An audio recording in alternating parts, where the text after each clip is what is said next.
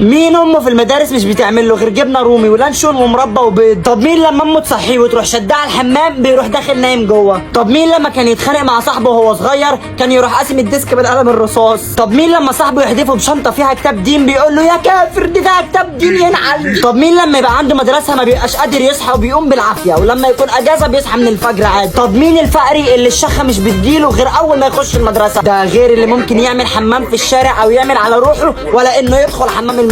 وطبعا مش محتاجين اقول لكم بنقرف من الحمامات دي ليه.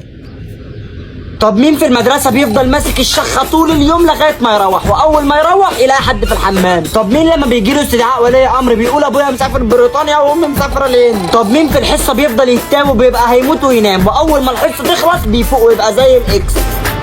دي بقى مش هيفهمها غير الولاد. مين لما صاحبه بيقوم يجاوب على سؤال بيروح عامل له كده 2 زائد 3 بتساوي 5 يا مستر شكرا.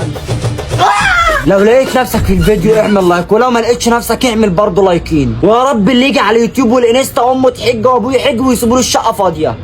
اي خدمه. لا بجد يعني اليوتيوب انا لسه عامله جديد يعني خشوا لي عليه والانستا برضه بنزل ستوريات حلوه. روحوا بقى واقفين ليه؟